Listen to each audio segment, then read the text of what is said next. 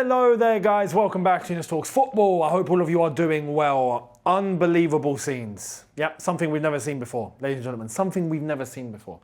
Romeo Lavia is out. Romeo Lavia is injured. I've never said that before.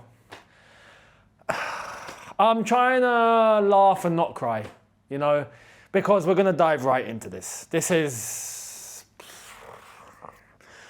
What do we do, guys? What do we do? What do we do at this point? What do we do? Please tell me, enlighten me. I'm reaching out to all of you now in the comments. Flood it. Let me know. What do we do? What do we do? It's not his fault. But I'm like, brother, what are we doing here? Why? Why are you broken? Why are you broken? He's such a good footballer, and we can't, for him or for us, we can't get this going. It's frustrating, man. I mean, don't get me wrong. Out of everyone here, I'm sure he's the most frustrated, yeah? I mean, this is his life. This is his career. He's such a talented midfielder. And there's a lot that he brings when he's playing, even when he's not 100%. And there's certain levels of composure, and there's certain levels on the ball that I think he brings mentally when he's on the ball. I think he's such a quick thinker, and I love that about him. But my God, your body is not keeping up with you, my friend. You know? Ah, man. What do we do? What do we do? Because this one's concerning. This one is concerning. I'm going to show you why. So, Romeo Lavia is out injured. But for how long and what's the score? Well, let's get into it. Romeo Lavia set to miss at least 1 month with injury. I mean, a month. You know what that means? Yeah? You know what that means? That's 2 months. The only person that's managed to escape this level of thinking is, I was going to say Rory Delap, I was so close. Liam Delap. Liam Delap was the one that we thought was going to be coming back near the beginning of 2026. Maybe just before the end of the year, so before the start of the new year. All of a sudden he's back. Romeo Lavia now apparently out for a month. Well, yeah, that means 2, my friend. I mean, with someone like an injury record like his. And if you go and look at his injury record, it's frightening. Yeah? I remember when we were looking at Reece James, and I thought that was bad. And then even Wesley Fofana, I was like, brother, like, you've not even played a full season for us, and you've been here for how long? Well, let me give you one thing. Romeo Lavia still hasn't completed a full 90 minutes in a Chelsea shirt. It's dire, isn't it? I can only wish him speedy recovery.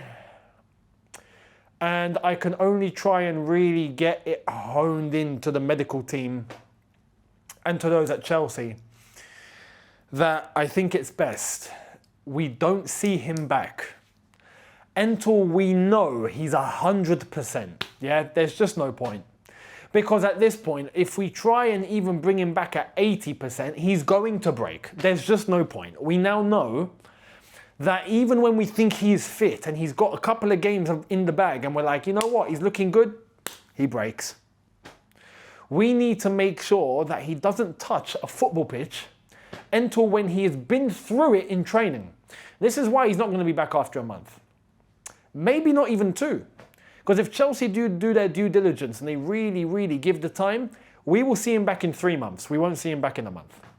Because that is what's going to be needed in order for him to hit complete match fitness. I do not want to see him playing unless he is completely match fit. Completely. That's for his sake. If I had it my way, I'd say bring him back as soon as possible because we need the depth and we need the cover. Now we can see what happens with rotation. You know, this is why we have to rotate for those that don't like the rotation. I agree the rotation can be excessive and sometimes it can be done wrong. But people that go, don't rotate at all, that's not how football works. And this is what happens even with someone who hasn't been playing that often. Caicedo has, if I'm not mistaken, he's played 925 minutes out of 950 possible minutes. I think it's something along those sort of stats. It's ridiculous. Now with Lavia out, who's going to fit in? Isugo's still out. What's the score? Now, for those that don't like rotation at all and go, no, we can't rotate at all. Okay, play Caicedo every game and see what happens. We'll see what happens. Because now we might actually find out. You know, F around and find out. Yeah, we might actually find out now. We ain't got anyone to cover Caicedo. We might have to start playing Enzo and Santos together just to cover Caicedo. We ain't got a choice. Or you know what? We might have to start playing Reece James more in midfield. We ain't got a choice. If we want to have Caicedo and if we want him to survive. Because to play game in, game out, game in, game out, Premier League, Champions League, Premier League, Champions League, Premier League, brother, he is going to break. You know what I mean? He's done a phenomenal job to go the amount of distance that he's had at the moment. He's the player, I think, with the most minutes.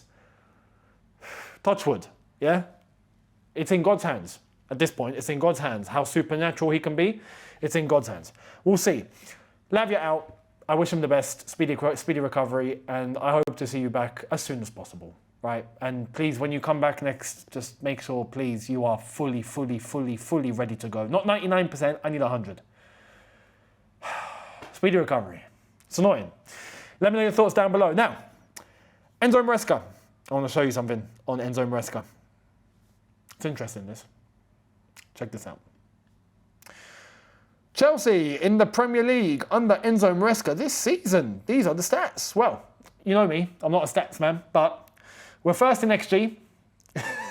We're second in goals scored. We're third in goals conceded. And we're third in the league position. So, that doesn't sound bad at all, does it, when you think about it? Yeah, that doesn't sound bad at all. It sounds decent, yeah? Especially for goals conceded. That's all right, you know? Considering the blunders that we've had, you'd think we'd be in a worse situation. It just goes to show, if we pattern ourselves correctly, if we're consistent, if we put in performances like that against Tottenham, like that against Liverpool, like that in the second half against Wolves, which, by the way, I don't want to undermine. I've seen some reaction from some fans.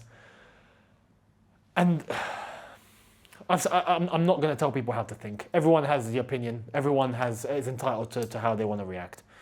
But I think when we can criticize one thing and then the team rectifies that, we praise it. You don't criticize and go, oh my God, it's a stinker. And then when they actually do what you're asking, you go, oh no, but that should happen anyway. Do you know what I mean? Like, no, you asked for that, they delivered, cool, well done. Encourage. There's a lot of people that want to shoot down, and no matter what, even if we actually go and do said thing of what we need to go and do, in the end, at the end of the day, the result is what counts, no? That's what we hear from some of these people too. Oh, but it's all about the result, not about the performances. Oh, so when we do get the result in the end, there's still something to complain about. This needs to shift away. At the end of the day, please, people, the most important thing, I want to really hone this in, because I'm not seeing it in just Chelsea fans. I'm seeing it in loads of fans. Arsenal fans as well, yeah? I saw some reaction from Arsenal fans because they drew 2-2 to Sunderland, but Arsenal have been on the form of their lives.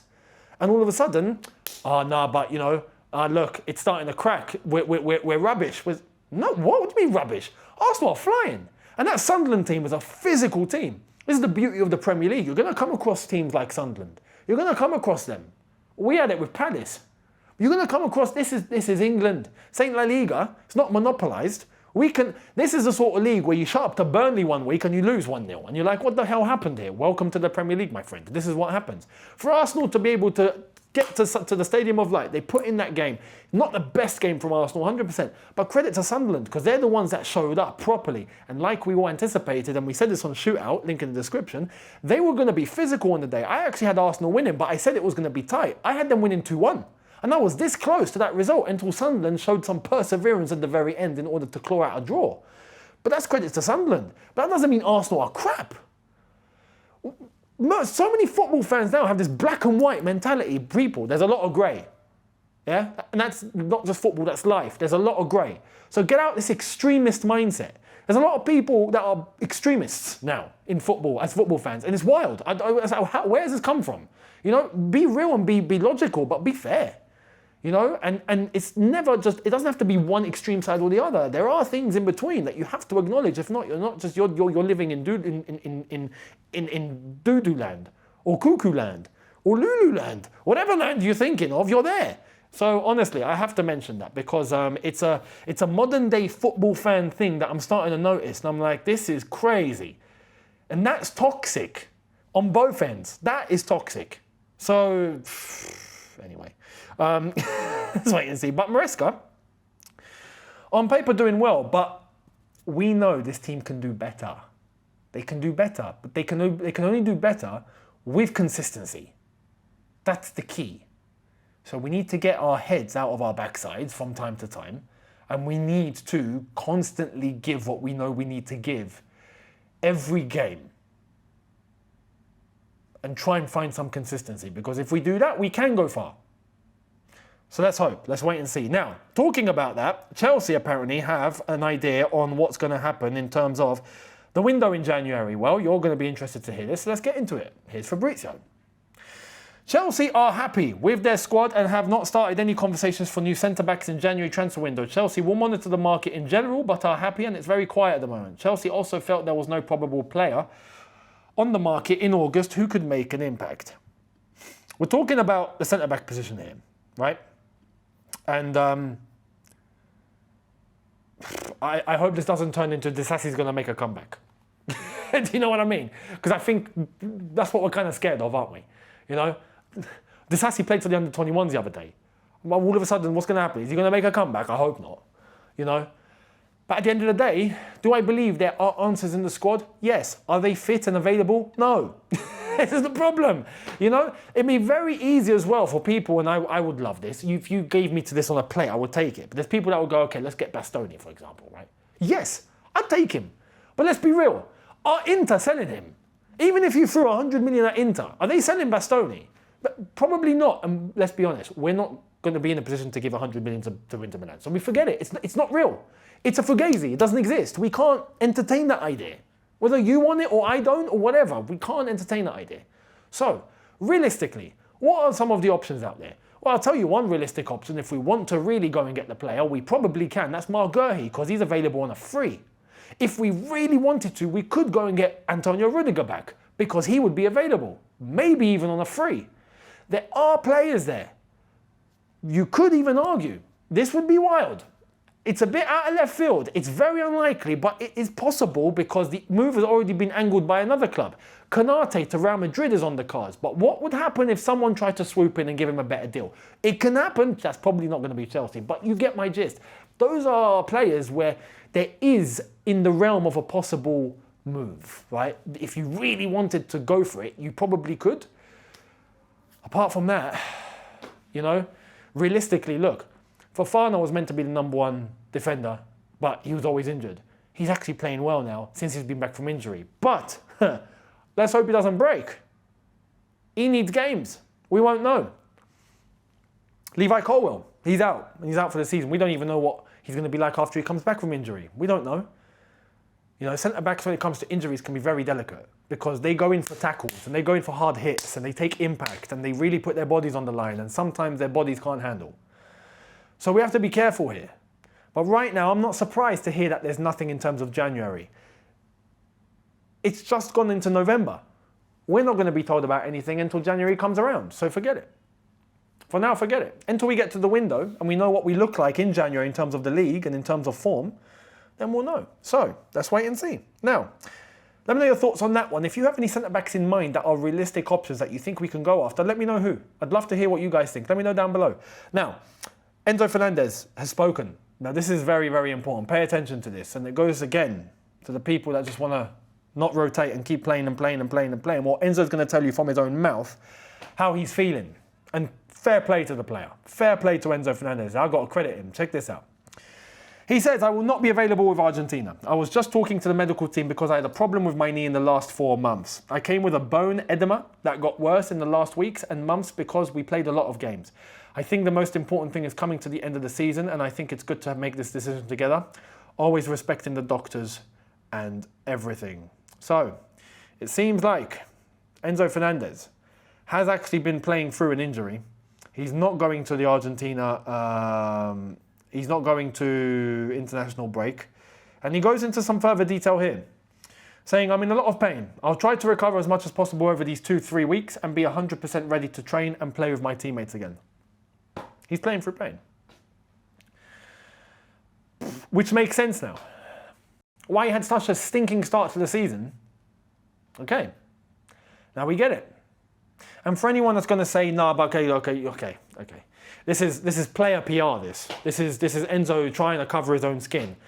You think a player like him would refuse to go to international duty to represent his country if he wasn't injured? Where he goes to Argentina and he actually plays well. You think he's going to avoid that? No. If you're in bad form and you can go and play for your country and you play well, you'll probably go to try and pick up some good form. And it's playing for your country. We know what they're like. These South Americans will go through, literally, they'll play for their country if they had one leg.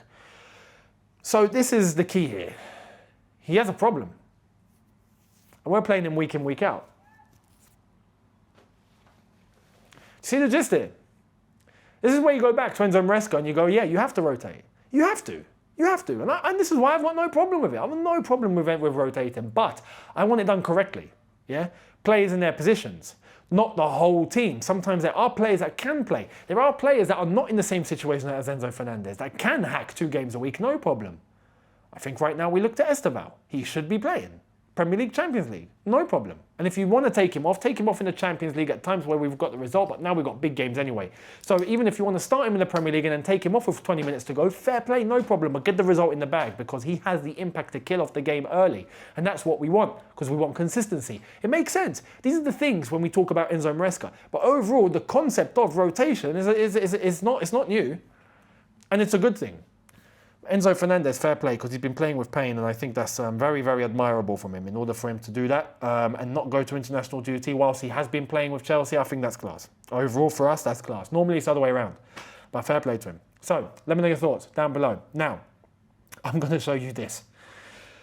Now, this is wild, and I have to ask here, the Chelsea hierarchy, lads, what you thinking?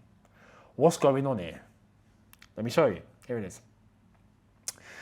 You can have a 3-course meal in Chelsea's dressing room now for 16k. Yes, you heard that right. So Chelsea have offered premium members a chance to host a dinner party in the home dressing room at Stamford Bridge for £16,000.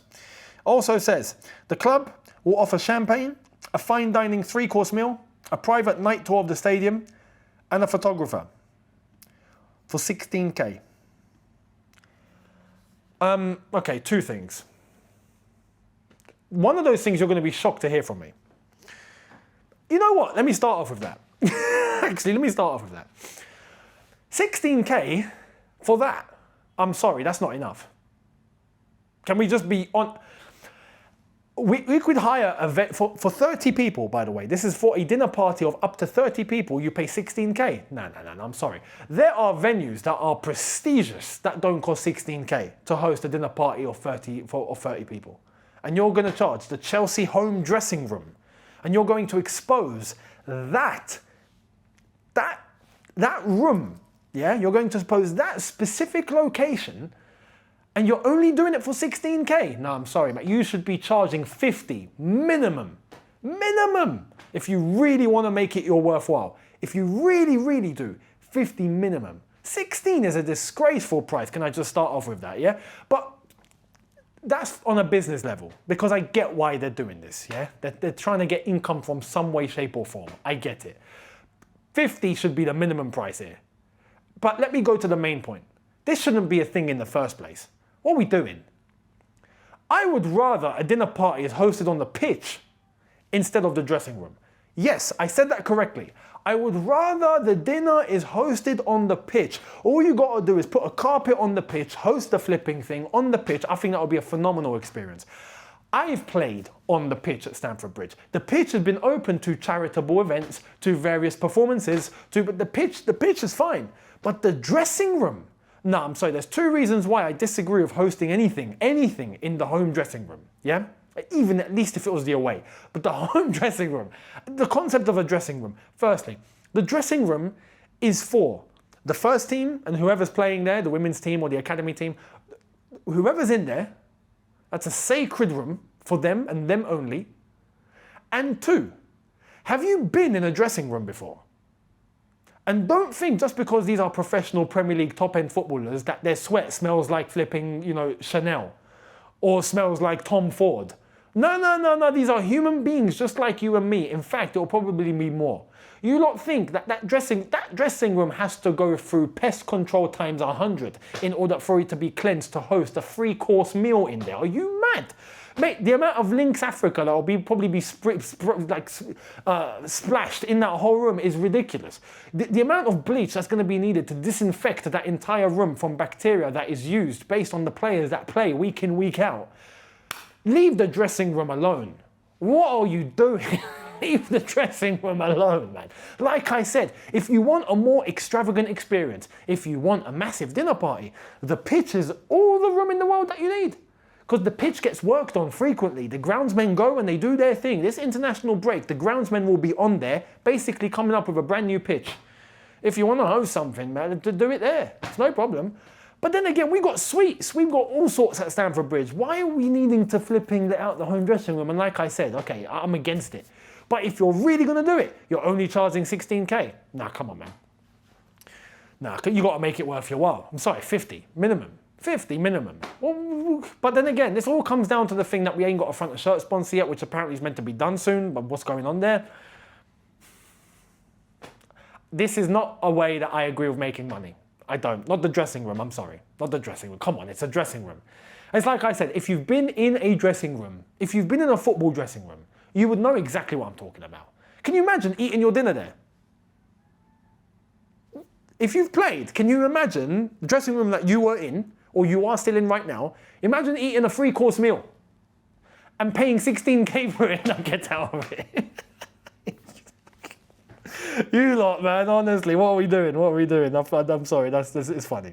It's too funny. It's too funny. Now, to wrap up, I'm going to show you something, right? And I think from a footballing standpoint, this is actually pretty incredible. And I mentioned it on Shootout, and I think it's only right that I show you guys, right? But it's only because I know exactly why this has happened. So I'm going to show you this. Pay attention. And here it is. So this was in Algeria, in Algiers, a few days ago, to celebrate the 94th anniversary of the club, USM Al Harash, which is a long-standing club. But this is a massive firework and flare display across the entire river that cuts across the entire area of Algiers, and it goes on for kilometers and kilometers, and the fans all basically organized this by themselves to commemorate 94 years of the club. They let off all sorts of flares alongside the entire riverside, fireworks, the whole shebang. Thousands of people got involved, and it turned into an event that managed to turn basically the entire capital red, even though their colors are yellow and black. But still, that's irrespective of the point. You can see the mileage that goes on for flipping kilometers and kilometers. And it's a feat that I think needs to be spoken about. And I say this because I know exactly what went down behind the scenes in order to plan this, because I am Algerian and I know what happened. It's incredible. Imagine the equivalent of Chelsea fans or Arsenal or Tottenham come out in London and they organise themselves across the entire River Thames, and they all let out fireworks and flares and whatnot just because the club had a birthday. And then it goes across the entire River Thames, all the way from flipping, you can say like West London, right? Where the Thames, I don't know, what goes into flipping, I don't know, Reading or Hillingdon or I don't know what. And it cuts all the way across, all the way through into East London. Now imagine all of that covered with fans, fireworks and flares. And a big display. And the entire sky lit. It's an incredible feat that was accomplished by supporters, and it goes to show what can happen when supporters come together for a cause. And I think in terms of dedication, the support, the backing, the appreciation, all of that. This is a club that turned 94 and they put on that. I'm like, Unbelievable. People coming together to do that and put that off feet themselves. It wasn't organised by the club. It was just people. Unbelievable. There were drones involved. There was all sorts involved, just between people. Unreal. So I thought I'd show you, because it's an incredible feat. It's something fantastic, and I encourage more fans from more clubs, from more countries to do the same. And let's see what the power of football supporters are. I guarantee they'll do this in South America. They'll do this in Eastern Europe. But to this extent, well, the bar has been set. So can you do it? If you can, get it done. There we are. I've set the challenge from Algeria to you guys on behalf. Anyway, let me know your thoughts down below. Much appreciated. I will catch all of you tomorrow for a brand new one, brand new two. There will be also content dropping on Shootout, so make sure you're there, and I'll catch all of you soon. Subscribe, notification bell on. See you lot tomorrow. Take care.